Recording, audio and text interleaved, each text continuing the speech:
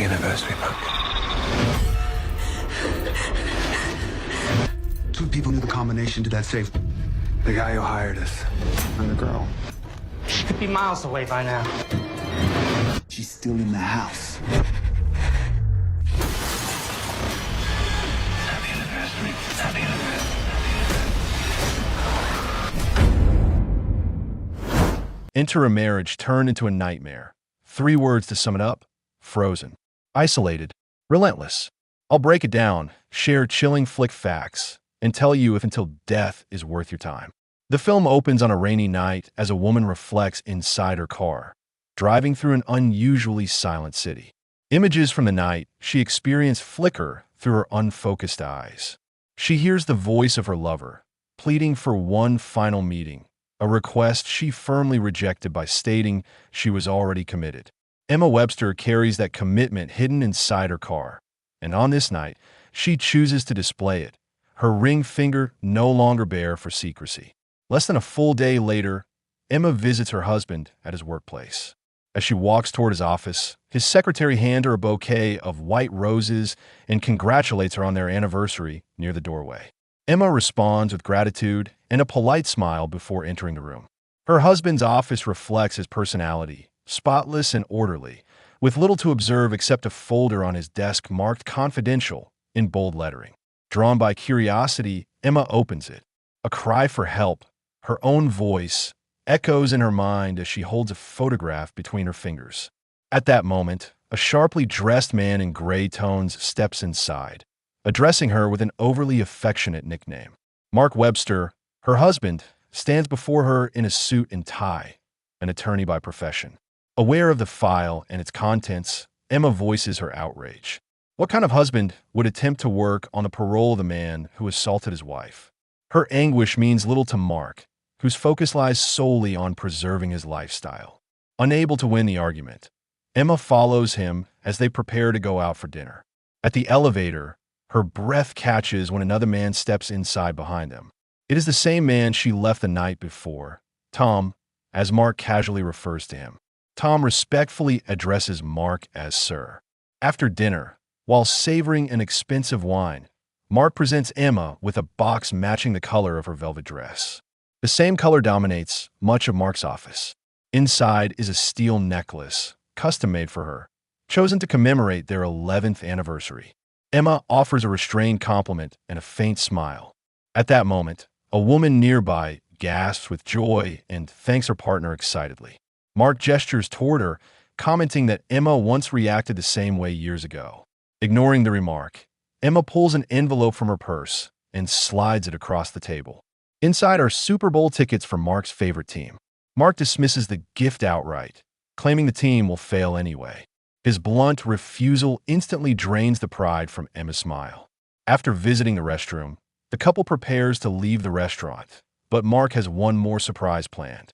Using a blindfold, he convinces Emma to come along and drives them elsewhere.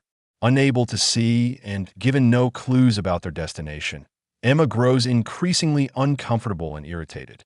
Fortunately for Mark, they arrive only moments before Emma removes the blindfold. It is their lake house, a place filled with memories of love, joy, and romance. Inside the lake house, Emma notices the effort Mark has put into the surprise. Candles scented throughout the rooms, rose petals scattered across the floor, and photographs of them hanging from the walls. Impressed, she heads upstairs where Mark waits with 2 glasses of wine and a heartfelt speech prepared. They spend the night dancing together to the music of their shared past. Morning arrives, and Emma wakes shivering and hungover. She slowly opens her eyes to see Mark already awake and fully dressed. Mark asks how she slept, though Emma suspects he does not expect an answer. She turns instead to get up. As she moves, Emma feels weight around her wrist. She looks down to see a chain about a foot long cuffed to her arm, with the other end secured to Mark's wrist. Horrified, she questions him.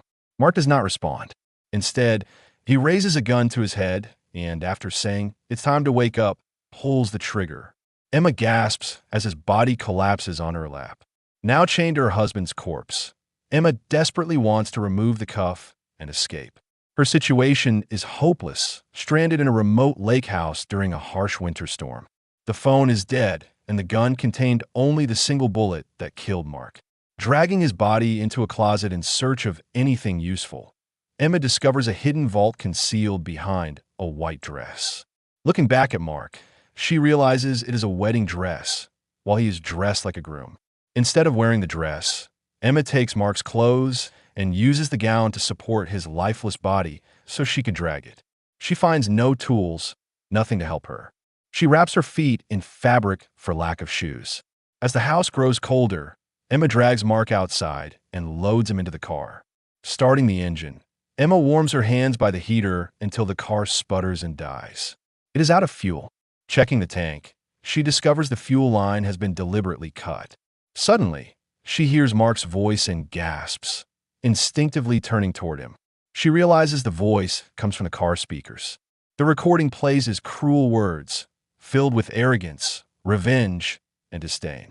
With the car useless, Emma returns to the house. Exhausted from dragging the body and screaming in frustration, she collapses on the floor beside Mark. Refusing to surrender, she forces herself to stand again. Emma now faces a display of photographs hanging from a line. The images show her battered face, bruises, cuts, and crime scene evidence. One photograph stands out, reminding her of a man advancing with a knife that did not miss. Summoning strength, Emma turns away and drags Mark toward a digital recorder labeled Play Me. Pressing the button, she hears her own recorded statement recounting the assault. Rage consumes her, and she destroys everything she can despite her injured wrist. After catching her breath, Emma hears a vehicle and knocking at the door. It is Tom. When she questions why he is there, Tom explains he received a message supposedly sent by her. Emma decides Tom must know the truth about Mark. As Tom enters and reacts to Mark's body, he begins to understand the situation. Emma realizes Mark orchestrated everything to drag her down with him, preserving his image by destroying hers. Tom suggests they manage the story together before contacting the police. Emma refuses and insists on telling everything. She convinces him by recounting her ordeal and revealing that Mark's message was never meant to save her. Tom steps outside to retrieve his phone from his car. He notices another vehicle parked nearby, the same one that followed him earlier. Suspicious, he prepares to confront the approaching man. The man introduces himself as a plumber hired by Mark. Another man exits the car and immediately stabs Tom repeatedly. The plumber shouts for him to stop. Emma recognizes the attacker as Bobby, the man who assaulted her years earlier. Bobby enters the house, searching for something while Emma hides. The plumber, Jimmy, follows a trail of blood to the shed and finds Mark's nearly naked body. Bobby confirms Mark hired them. They are searching for the vault and need Emma for the code. Emma hears everything while hiding. Emma finds fuel in the shed and fills the car. Bobby damages the tire, forcing her to flee into the basement. Using distraction and Tom's car keys, she retrieves his shoes. Realizing Emma is still inside, Bobby and Jimmy search the house. Emma traps Bobby using a golf club and incapacitates Jimmy. This gives her time to go out of the house. She escapes to the car and was followed and pulled out of her seat. She almost escaped, but is caught and knocked unconscious. When she wakes, Bobby demands the vault code. The vault reveals the diamonds are in Emma's necklace. A struggle ensues, resulting in Jimmy's accidental death. Emma and Bobby chase each other outside. Bobby drags Mark's body. Emma flees outside into the frozen wilderness, but Bobby pursues her without hesitation, dragging Mark's lifeless body behind him. As the confrontation reaches its peak, the ice beneath them gives way, and all of them plunge into the freezing lake below. In the final moments, Emma manages to crawl out of the icy water, broken but alive, as distant sirens grow louder, signaling rescue at last and bringing the nightmare to a haunting close. Till Death isn't just a survival thriller. It's a brutal exploration of how control can persist long after a relationship ends. The film traps its protagonist in a frozen nightmare where love has curdled into coercion, and escape becomes both a physical and emotional battle. Abuse doesn't disappear when intimacy ends, it mutates. The handcuffs are more than a restraint. They're a symbol of guilt, manipulation, and unresolved trauma that refuses to let go. Survival here isn't heroic, it's desperate, and every choice forces a collision between morality and instinct. The film examines emotional imprisonment and coercive control, revealing how power can linger even in absence. Emma is chained not just to a body, but to a past relationship that still dictates her movement, her fear, and her decisions. Survival demands brutal compromises, stripping away moral comfort in favor of necessity. Flick fact number 1. Much of the tension is driven by practical cold effects rather than computer-generated, grounding the danger in physical pain and exhaustion. Flick fact number 2. The handcuff concept deliberately restricts movement, forcing creative blocking that heightens suspense and reinforces the theme of control. Pause and think. How far does control extend when love turns toxic? Till Death is a stripped-down survival thriller that trades spectacle for endurance, and that's its strength. It's icy, unforgiving, and emotionally brutal, carried almost entirely by a commanding lead performance.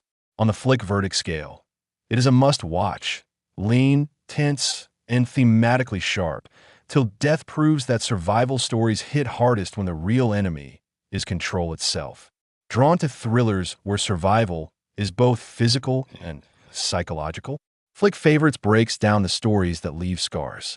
Comment below, could you survive chained to your past?